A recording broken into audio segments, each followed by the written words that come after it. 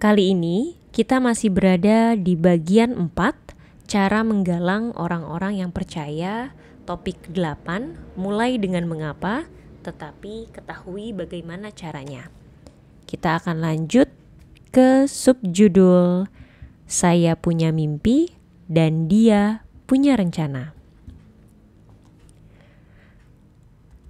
Dr. King berkata dia punya mimpi, dan dia menginspirasi orang-orang untuk menjadikan mimpinya sebagai mimpi mereka sendiri.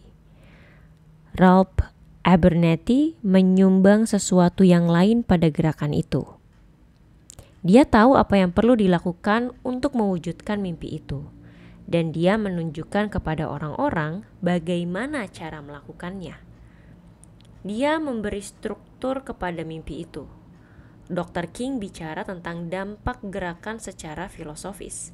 Sementara Abernathy yang pernah menjadi mentor Dr. King, teman lama, sekretaris keuangan, dan bendahara Southern Christian Leadership Conference, akan membantu orang-orang untuk memahami langkah-langkah tertentu yang perlu mereka ambil.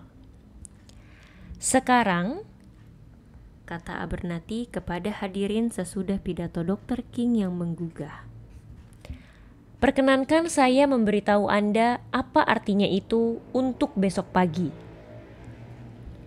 Dr. Martin Luther King Jr. adalah pemimpin, tetapi dia tidak seorang diri mengubah Amerika. Meski Dr. King menginspirasi gerakan, orang perlu diatur agar benar-benar bergerak. Seperti pada hampir semua pemimpin besar, ada orang-orang di sekitar Dr. King yang lebih mengetahui bagaimana cara melakukannya. Untuk setiap pemimpin besar, untuk setiap jenis mengapa, ada jenis bagaimana atau kelompok jenis bagaimana yang terinspirasi dan mengambil isu perjuangan yang tidak kasat mata itu serta membangun infrastruktur yang dapat menghidupkannya.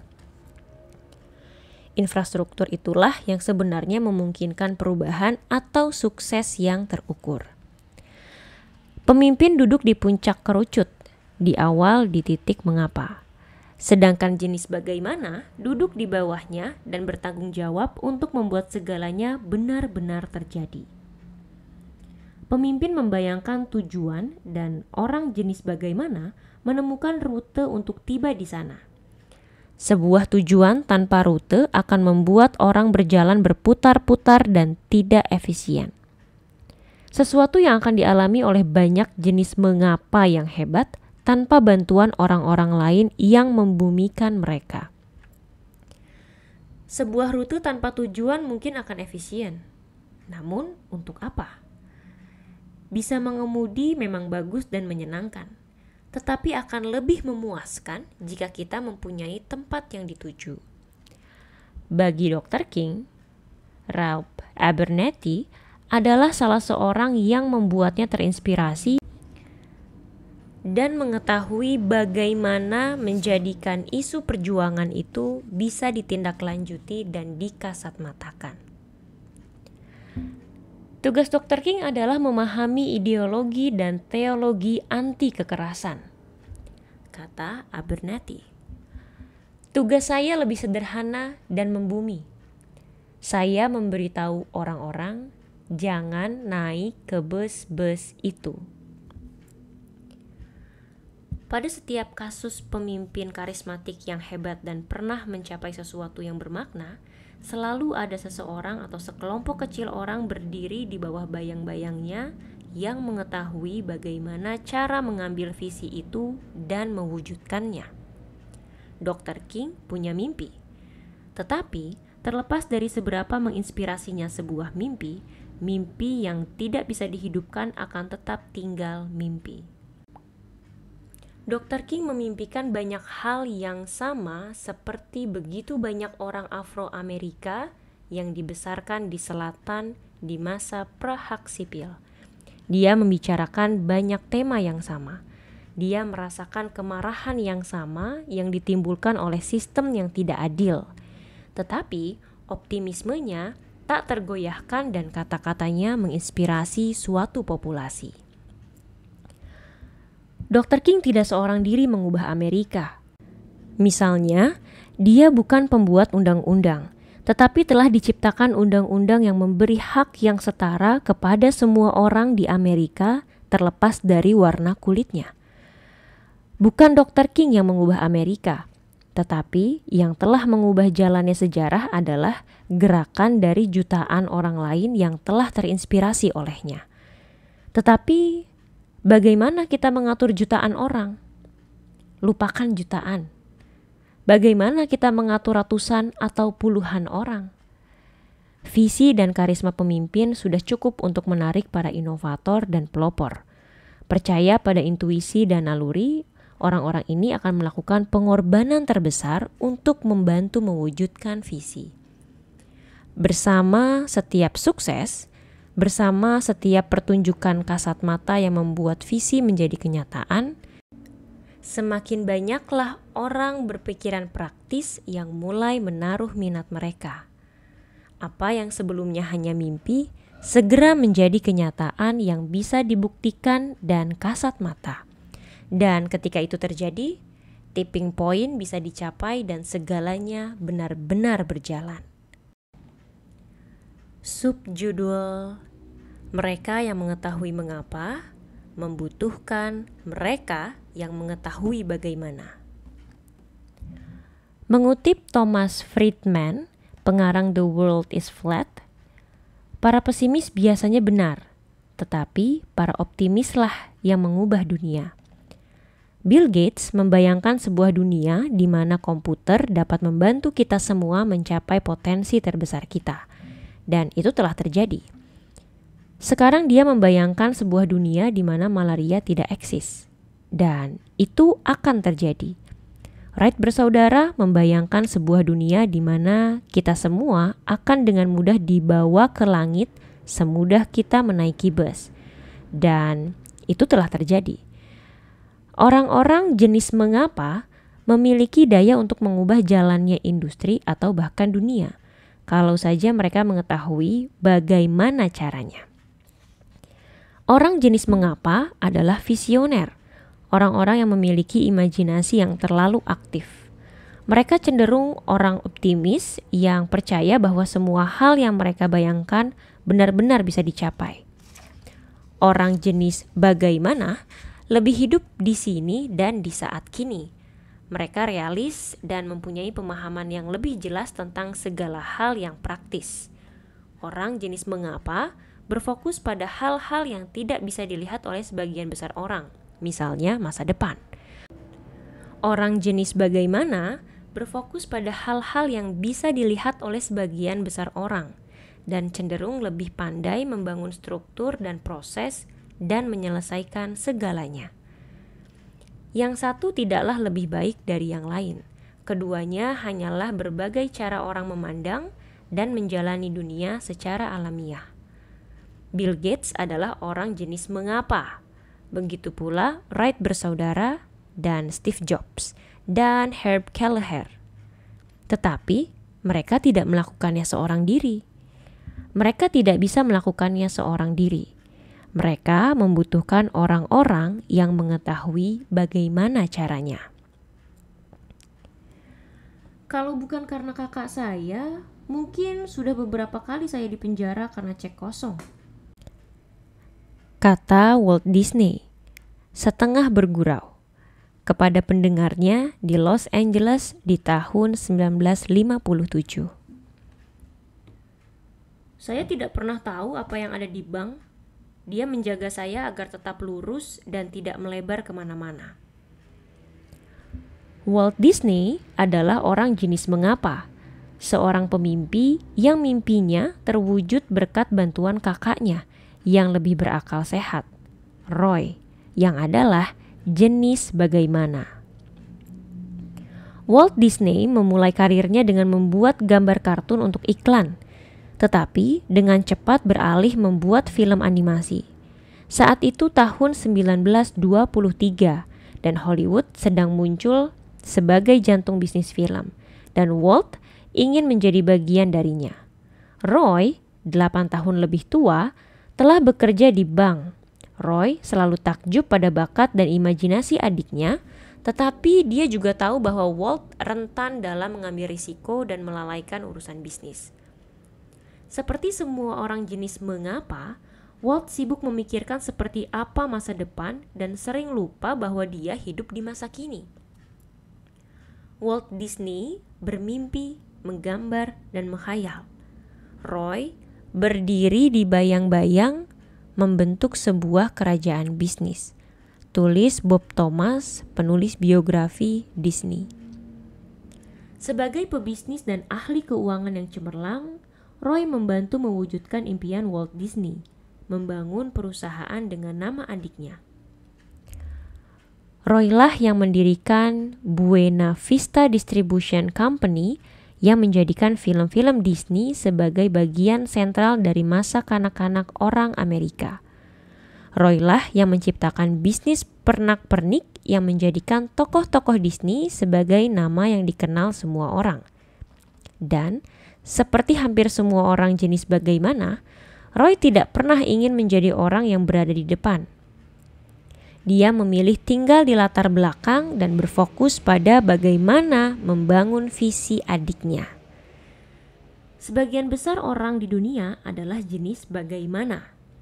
Sebagian besar orang sangat fungsional di dunia nyata dan bisa melakukan tugasnya dan melakukannya dengan sangat baik. Beberapa di antaranya mungkin sangat sukses dan menghasilkan jutaan dolar. Tetapi mereka tidak akan pernah membangun bisnis miliaran dolar atau mengubah dunia. Orang jenis bagaimana tidak membutuhkan orang jenis mengapa untuk bisa cukup sukses. Tetapi orang jenis mengapa bersama semua visi dan imajinasinya seringkali kurang sukses. Tanpa seseorang yang terinspirasi oleh visinya dan pengetahuan untuk mewujudkan visinya, sebagian besar orang jenis mengapa berakhir sebagai visioner yang kelaparan. Orang yang mempunyai semua jawaban, tetapi dia sendiri tidak pernah mencapai cukup banyak. Meski banyak dari mereka yang menyebut diri visioner, dan kenyataannya sebagian besar wirausahawan yang paling sukses adalah orang jenis bagaimana. Tanya saja kepada seorang wirausahawan apa yang mereka sukai dari menjadi wirausahawan. Sebagian besar mereka akan menjawab mereka senang membangun.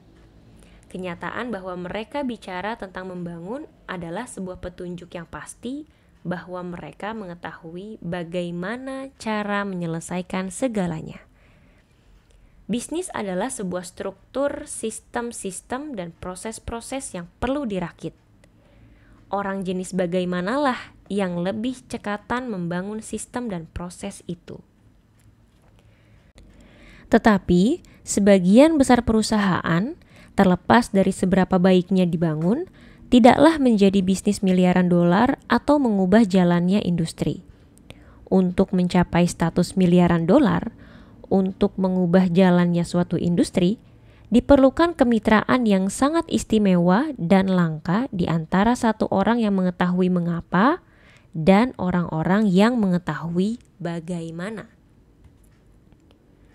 Nyaris di setiap kasus dari seseorang atau suatu organisasi yang telah berhasil menginspirasi orang dan melakukan hal-hal besar, hadir kemitraan istimewa di antara mengapa dan bagaimana. Bill Gates, misalnya, mungkin adalah seorang visioner yang membayangkan sebuah dunia dengan komputer pribadi di setiap meja. Tetapi, Paul Allen lah yang membangun perusahaan. Herb Kelleher bisa menjadi personifikasi dan mengkhotbahkan kebebasan. Tetapi Rollin King lah yang memunculkan gagasan untuk Southwest Airlines. Steve Jobs memiliki jiwa pemberontak. Tetapi Steve Wozniak lah insinyur yang membuat Apple bekerja. Jobs mempunyai visi, Woz mempunyai barang. Kemitraan dari visi akan masa depan dan bakat untuk menyelesaikan segalanya lah yang membuat organisasi menjadi hebat. Relasi ini mulai menjelaskan perbedaan antara pernyataan visi dan pernyataan misi dalam suatu organisasi. Visi adalah pernyataan publik dari niat pendiri. Mengapa perusahaan itu ada?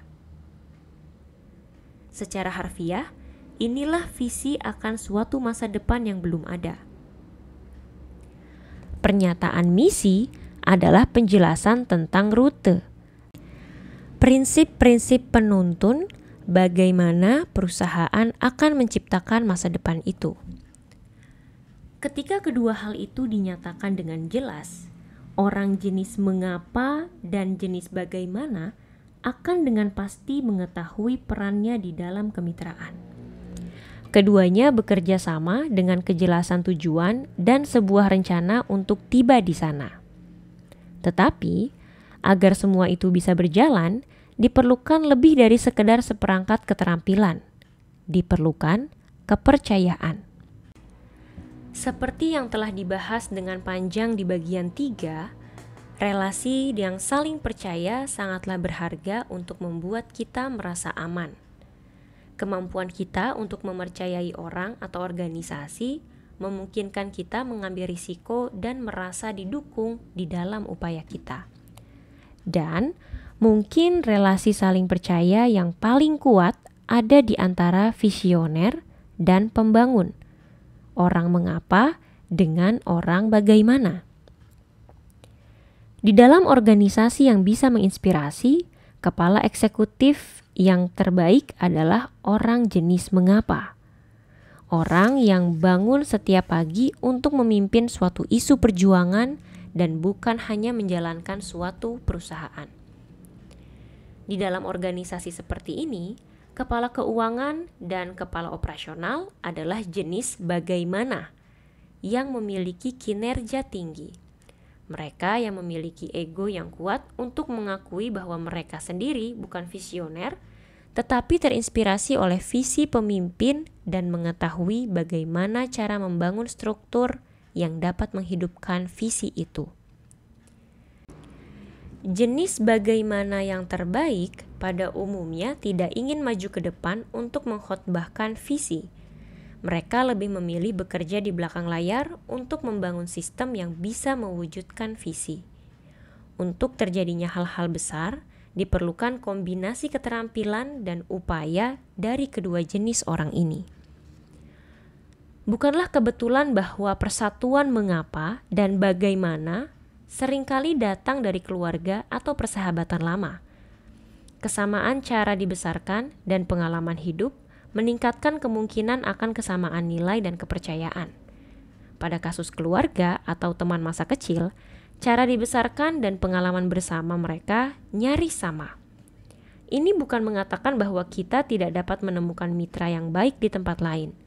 Hanya saja, dibesarkan bersama seseorang yang memiliki kesamaan pengalaman hidup akan meningkatkan kemungkinan kesamaan pandangan terhadap dunia.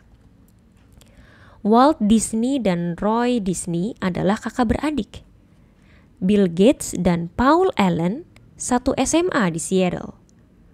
Herb Kelleher adalah pengacara perceraian Rollin King dan teman lamanya. Martin Luther King Jr. dan Ralph Abernathy, keduanya berkhotbah di Birmingham jauh sebelum gerakan hak sipil terbentuk. Dan Steve Jobs dan Steve Wozniak adalah sahabat di SMA. Daftarnya masih berlanjut. Subjudul berlari atau memimpin. Tentang semua orang jenis bagaimana yang menjalankan organisasi di masa kini, mereka bisa mencapai sukses yang langgeng selama hidupnya. Tetapi, mereka akan menghabiskan masa hidupnya dengan menjalankan perusahaan. Ada banyak cara untuk sukses dan mendapatkan laba. Banyak sekali jenis manipulasi. Saya hanya menyinggung beberapa di buku ini, yang hasilnya berhasil dengan cukup baik. Bahkan kemampuan untuk menciptakan tipping point pun bisa dilakukan oleh manipulasi tanpa menciptakan perubahan yang langgeng. Ini disebut Fed, kegemaran seketika yang tidak bertahan lama. Tetapi, organisasi yang hebat berfungsi persis sama dengan suatu gerakan sosial.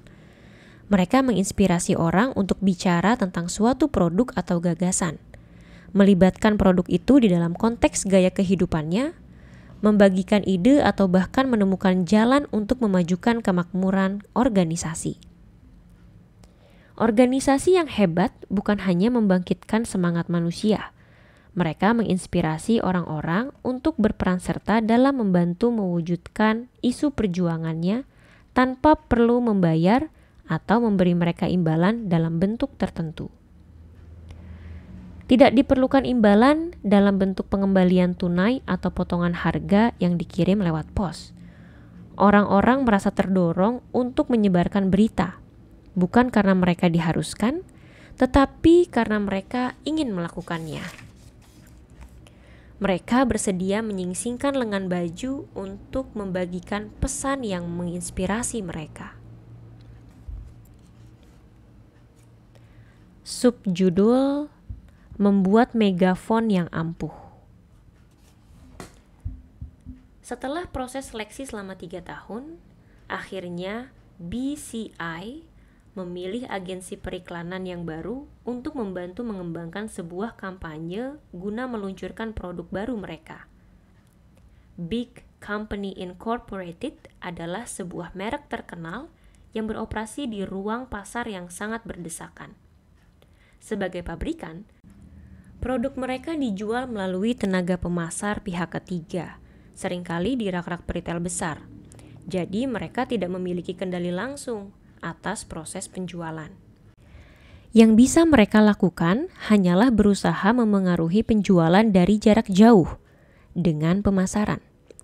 BCI adalah sebuah perusahaan yang baik dengan budaya yang kuat. Pegawai menghormati manajemen dan secara umum perusahaan melakukan pekerjaan yang baik.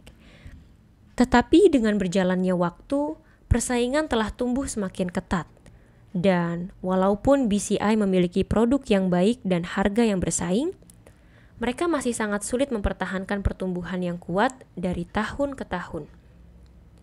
Pada tahun itu, manajemen BCI sangat bersemangat karena perusahaan sedang meluncurkan produk baru yang menurut mereka akan membuat BCI unggul. Untuk membantu meluncurkannya, agensi periklanan BCI meluncurkan sebuah kampanye iklan baru yang sangat besar.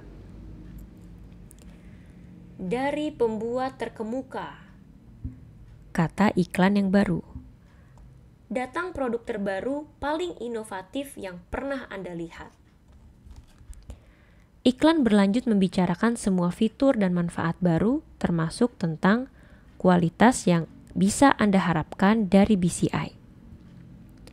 Sesuatu yang sangat ingin dimasukkan ke dalam iklan oleh para eksekutif BCI. Para eksekutif ini telah bekerja keras membangun reputasi perusahaan dan mereka ingin mengangkatnya. Mereka sangat bersemangat dengan kampanye yang baru itu dan benar-benar mengandalkan sukses dari produk itu untuk membantu menggerakkan penjualan pada umumnya. Mereka tahu mereka melakukan pekerjaan yang baik dan mereka ingin menyebarkan pesan itu. Mereka perlu bersuara keras. Dengan anggaran jutaan dolar untuk mengiklankan produk baru mereka, BCI berhasil. Tetapi ada masalah. BCI dan agensinya telah melakukan pekerjaan yang baik dalam memberitahu orang-orang tentang produk baru mereka. Pekerjaan mereka sangat kreatif. Mereka bisa menjelaskan apa yang baru dan istimewa dari inovasi terbaru mereka. Dan kelompok-kelompok fokus sepakat bahwa produk baru itu jauh lebih baik daripada produk pesaing. Jutaan dolar di media memastikan banyak orang yang akan sering melihat iklan mereka. Jangkauan dan frekuensi, ukuran yang sering digunakan oleh agensi periklanan untuk mengukur jumlah orang yang terpapar oleh iklan sudah sangat bagus. Tidak diragukan bahwa pesan mereka disuarakan dengan sangat lantang dan keras. Masalahnya, pesan itu tidak jelas. Semuanya tentang apa dan bagaimana, tanpa mengapa. Meski orang tahu apa yang dilakukan oleh produk itu, tidak ada orang yang tahu apa yang dipercayai oleh BCI. Kabar gembiranya, ini bukan kekalahan total. Produk masih terjual selama iklan masih mengudara dan promosi masih tetap bersaing. Ini adalah strategi yang efektif, tetapi cara yang sangat mahal untuk menghasilkan uang. Bagaimana jika Martin Luther King menyampaikan sebuah rencana 12 langkah yang sangat lengkap untuk mencapai hak-hak sipil di Amerika? Sebuah rencana yang lebih lengkap dibandingkan semua rencana hak sipil lain yang pernah ditawarkan.